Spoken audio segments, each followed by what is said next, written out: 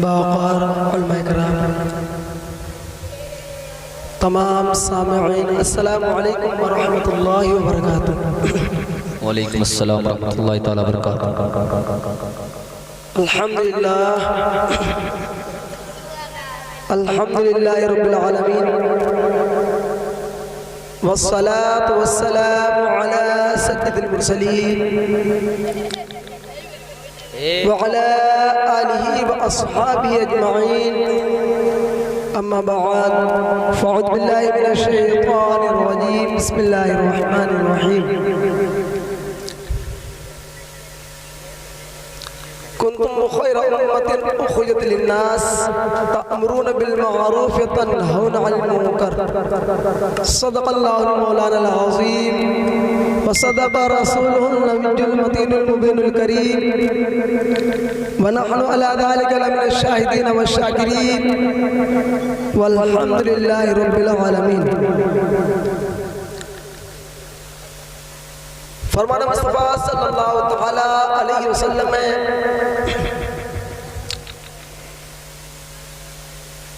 जो बंदा मुझ पर एक मर्तबा दुरूद पाक पढ़ता है, अल्लाह पाक उस पर 10 रहमतें नाजिल फरमाता है। बेशक बेशक।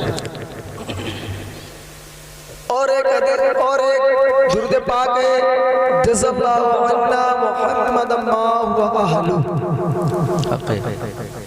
हज़रत इब्ने अब्बास रज़ियल्लाहु ताला अन्हुमा से मरवी है कि रसूल करीम सल्लल्लाहु ताला अलैहि वसल्लम ने इरशाद फरमाया,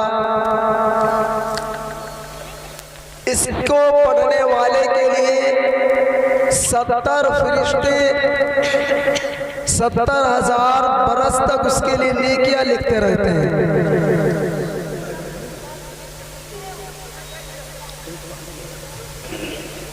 हम लोग मिलकर के एक मर्तबा अपने आका सल्लल्लाहु तआला अलैहि वसल्लम के बारगाह में दुरूद सलाम पढ़ते हैं।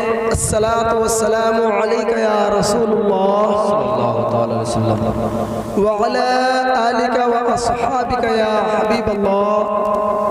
अस्सलातु वस्सलामु अलैका या नबियल्लाह व अला आलिका व अस्हाबिका या नूरल्लाह।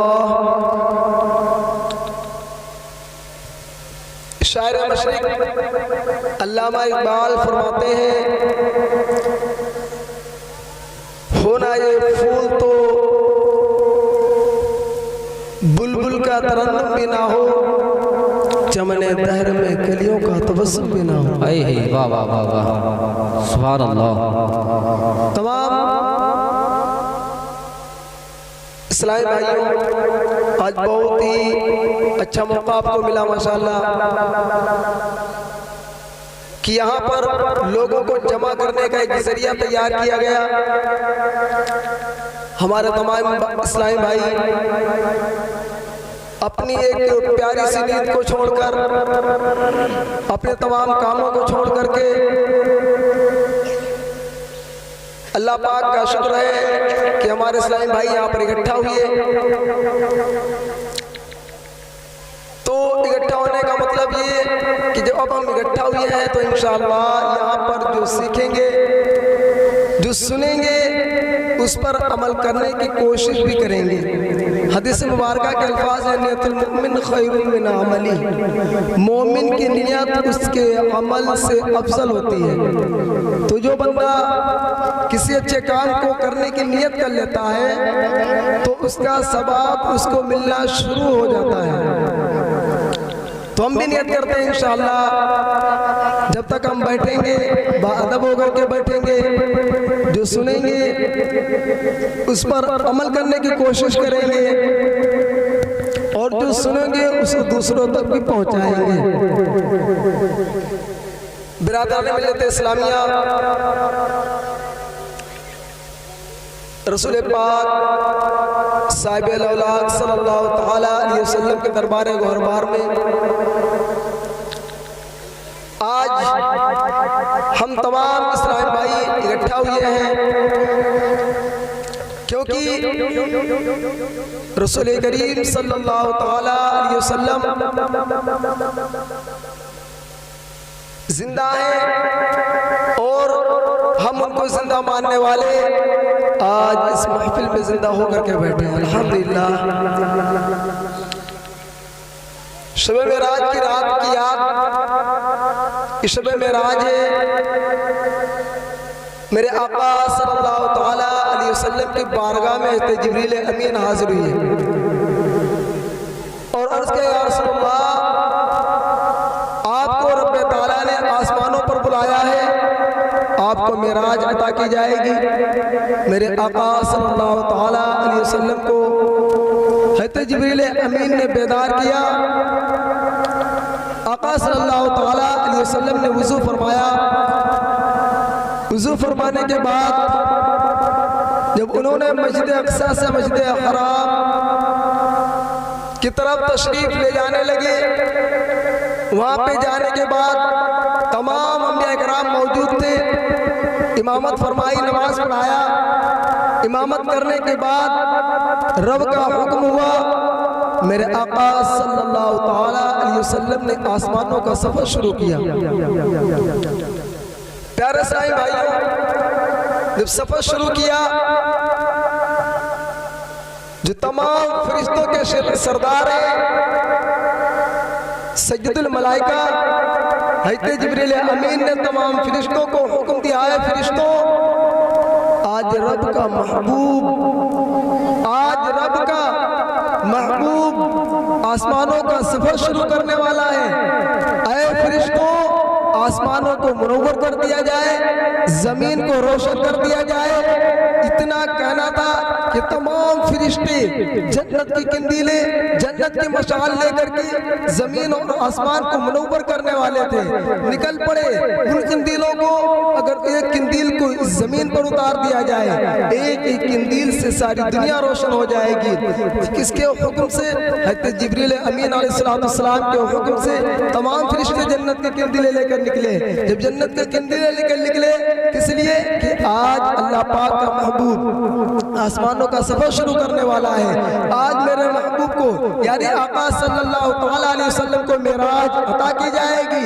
फरिश्तों को हुक्म हुआ था कि रब करीम ने अपने महबूब को हज़रत जिब्रील अलैहिस्सलाम को हुक्म दिया, ऐ जिब्रील, इन कंदीलों को वापस रखवाओ। ऐ जिब्रील, इन कंदीलों से जमीन को मुनव्वर करने की जरूरत नहीं है, आसमान को रोशन करने की जरूरत नहीं है। ऐ जिब्रील, उस वक्त देखना कि मेरा महबूब पहले आसमान पर होगा, उसी के नूर से पहला आसमान रोशन होगा, दूसरे आसमान पर होगा, दूसरा आसमान भी मेरे महबूब के नूर से रोशन होगा, यहाँ तक कि सातों आसमान मेरे महबूब के नूर से रोशन होंगे। आला हज़रत इरशाद फरमाते हैं, वो जो ना थे तो कुछ ना था, वो जो ना हो तो कुछ ना हो, जान है वो जहान की, जान है तो जहान है। सुभान अल्लाह, सुभान अल्लाह। प्यारे साईं भाइयों, रब्बे करीम हम गुनहगारों को कुरान मुक़द्दस में याद फरमाया, कुंतुम खैरा उम्मतिन, तुम बेहतरीन उम्मत हो, उखरिजत लिन्नास, तुम्हें तमाम लोगों में से चुना गया, तअमुरून बिल मारूफ व तनहौना अनिल मुनकर, ताकि तुम भलाई का हुक्म दो, बुराइयों से रोको। ऐ मेरे प्यारे साईं भाइयों, आज जो हमारा मकसद है, जिस मकसद के तहत इस प्रोग्राम को रचाया बसाया गया है, ओनली सिर्फ ये मकसद है कि हम लोगों को ये पैगाम दें कि रब्बे काबा ने मुझे कुरान मुक़द्दस में याद फरमाया है। जरा हम गौर करें, अल्लाह रब्बुल इज़्ज़त ने नमाज पढ़ने का हुक्म 700 मरतबा कुरान पाक में दिया है। कितनी मरतबा? 700 मरतबा। अब जरा हम हुक्म मदीना, प्यारे साईं भाइयों, अब हम गौर करें, रब्बे करीम ने 700 मरतबा नमाज पढ़ने का हुक्म दे रहा है। क्या हम एक भी टाइम अपने रब को याद करते हैं? क्या हम अपना हक अदा करते हैं? कुरान मुक़द्दस में है कि रब्बे करीम ने सिर्फ इंसानों को और जिन्नातों को अपनी इबादत ही के लिए पैदा किया, लेकिन क्या हम इबादत करते हैं? हम अपने पे गौर करें। जिस कुरान मुक़द्दस में हमें याद किया गया, तुम खैर उम्मत, तुम बेहतरीन उम्मत हो, क्या हमारा बेहतरीन उम्मतियों वाला काम है? प्यारे इस्लामी भाइयों, हरगिज़ हमारा काम नहीं है, क्योंकि हमने अपने इस्लाम को हर तरीके से भुला दिया। आज हमारा कानून, आज हमारा तरीका, आज जो हमारा इस्लामी लिबास होना चाहिए, हमारा इस्लामिक लिबास नहीं है। अरे प्यारे इस्लामी भाइयों, आज हम मस्जिदों की बात करते हैं, हम कहते हैं नमाजी नहीं आते। जरा हम अपने पे गौर व फिक्र करें कि हम नमाज पढ़ने जब जाते हैं, हम अपने बच्चों को कभी मस्जिद की तरफ लेकर गए? हक है। नहीं हुआ ऐसा। वजह क्या है? आज हमारा माहौल है कि हम बुजुर्गों के हालात पे पहुंचते, हम जमात में खड़े होते, हमारे साथ में बच्चे जब होते, अगर उसमें से 2 बच्चे बात करते हैं तो उनको डांट के मस्जिद से निकालते हैं। क्यों? हमने शुरू में नहीं सीखा। तो जब हम बुजुर्गी पे नमाज पढ़ने जाते हैं तो हमारे जहन में बात ये आती है कि बच्चे हमारी नमाज को खराब कर रहे हैं। अरे मुसलमान भाइयों, हर किसी बच्चों को मस्जिद से निकालो, मत निकालो उनको मस्जिद से, क्योंकि वो जो बच्चे हैं, आज अगर तुम उनको मस्जिद में ले जाना शुरू करोगे, उन्हें इस्लाम के लिबास पहनाना शुरू करोगे, उन्हें मस्जिद का दरवाजा दिखाओगे, तो कल वो दिन दूर नहीं है जब कल अज़ानें होंगी तो बच्चे अज़ान के वक्त मस्जिद में जाएंगे। आज जो वजह ये है कि हमने इनको मस्जिद का दरवाजा नहीं बताया, हमने इन्हें मस्जिद का रास्ता नहीं बताया। तो जब अजान होती है, जब भैया अलैहिस्सलाम मुअज्जिन पुकारता है, तो हमारे बच्चे मोबाइल चलाते हैं, हमारे बच्चे बिस्तरों में आराम करते हैं, हमारे बच्चे चौराहों पे बात करते हैं। लेकिन आए मुसलमान भाइयों, आपने अगर अपने बच्चों को इस्लाम के लिबास पहनाना शुरू कर दिया या मस्जिद की तरफ ले जाना शुरू कर दिया, मेरे आका ने फरमाया है मुसलमान भाइयों, जब आपका बच्चा 7 साल का हो जाए उसे मस्जिद की तरफ ले जाओ, अगर ना जाए तो उसको डांट के ले जाओ, यहाँ तक 9 साल का 8 साल का हो जाए तो उसे मार करके मस्जिद की तरफ ले जाओ। क्या हमारा इस पे अमल हो रहा है?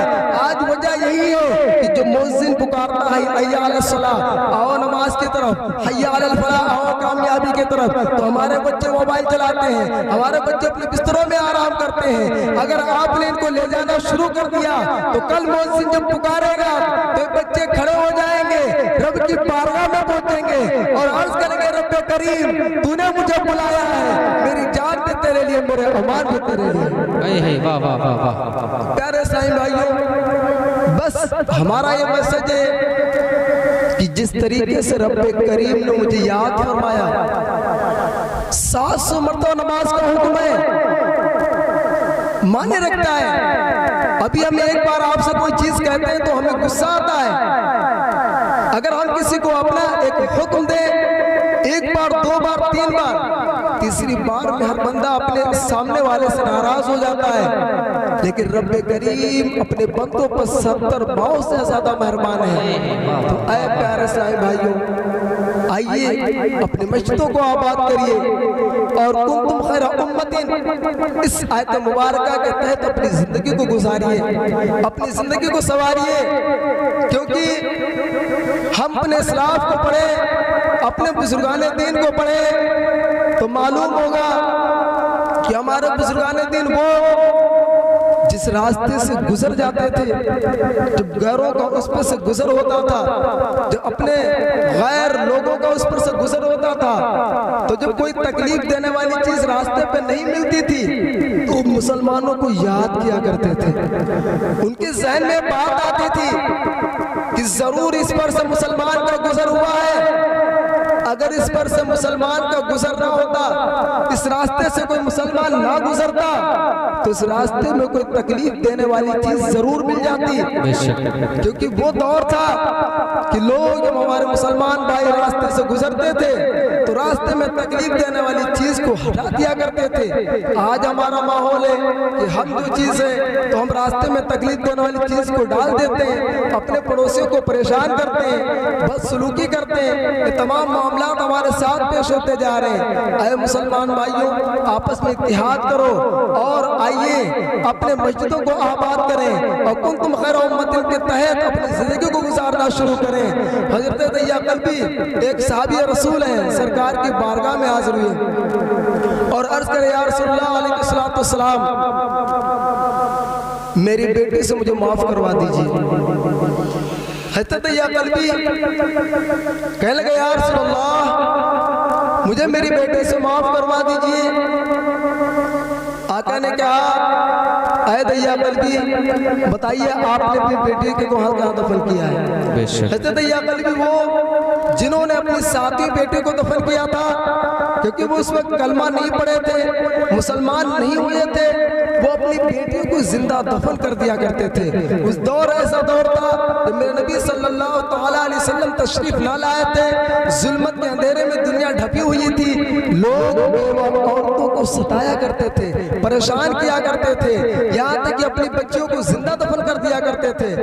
दैया कल्बी सरकार की बारगाह में हाजिर हुए और अर्ज के या रसूल अल्लाह, सारी दुनिया चैन से सो जाती है, सुकून की नींद सोती है, लेकिन मेरी जब आंख लगती है तो मेरी बच्चे मेरे ख्वाब में आकर के कहती है पापा उठ, जरा इतना बता दे मुझे कौन सी सजा तूने दी है, तुमने मुझे क्यों कत्ल किया है? सरकार ने फरमाया दैया कल्बी चलो और बताओ वो कौन सी जगह है। दैया कल्बी आगे आगे पीछे पीछे मुस्तफा जा रहे हैं, उस जगह पे पहुंचते हैं जहां दैया कल्बी ने अपने साथी बेटे को दफन किया और इशारा किया या रसूल अल्लाह, ये वही कब्र है जहाँ पे अपने साथी बेटे को मैंने दफन किया है। मेरे आका सल्लल्लाहु तआला अलैहि वसल्लम अपने हाथों को बुलंद करके खड़े हो जाते हैं। रावी लिखते हैं कि सरकार के जो हाथ उठे वो बच्ची कब्र से निकली इस हालत में बाहर आई कि उसके खून के फव्वारे निकल रहे थे, उसके सर से खून बह रहा था। बच्ची आके कहती है, सलाम सरकार की बारगाह में पेश करने के बाद कहती है, सरकार ने फरमाया बेटी तेरा बाप तुझे लेने आया, तू लौट जा अपने घर। बेटी कहती है या रसूल अल्लाह, मैं अपने बाप के घर नहीं जाऊंगी। सरकार ने फरमाया क्यों? उसने कहा या रसूल अल्लाह, अल्लाह पाक की अदालत होगी, आपकी वकालत होगी, सज्जदा फातिमा ज़हरा भी खड़ी होंगी, इमाम हसन हुसैन भी होंगे, मैं हश्र के मैदान में अपने बाप के गले बात को पकड़ के खींचूंगी और पूछूंगी तुमने मुझे क्यों कत्ल किया था? दैया कल्बी की आंखों में आंसू आ गए, सरकार मदीना सल्लल्लाहु अलैहि वसल्लम की आंखों में आंसू आ गए। सरकार ने फरमाया ऐ बेटी तू मुझे जानती है मैं कौन हूँ? बेटी ने अर्ज़ किया या रसूल अल्लाह, आप नबी हैं या रसूल अल्लाह। सरकार के बारगाह में उसने पेश किया या रसूल अल्लाह, मैं आपको जानती हूँ। सरकार ने फरमाया ऐ बेटी तुम मेरे कहने से लौट जा। इतना कहने के बाद वो बेटी अपने घर की तरफ जाने के लिए तैयार नहीं हो रही थी और वो कहती है या रसूल अल्लाह, जब से मैं अपने बाप के आंगन से निकल करके आई हूँ, रब ने मुझे इतना प्यार दिया है कि मुझे अपने बाप की जरूरत नहीं है, मुझे परवरदिगार आलम का प्यार ही काफी हो गया।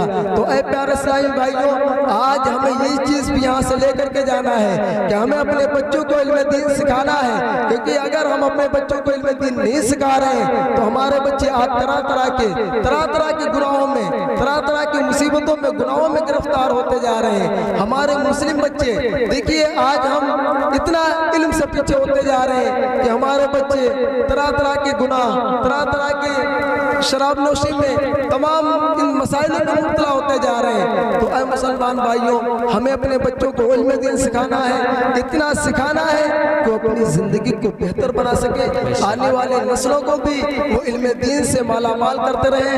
रब करीम की दुआ बारगाह में दुआ कि रब करीम मुझे जो बोलने में गलतियों से माफ़ फरमा। अस्तगफिरुल्लाह। अस्सलामु अलैकुम।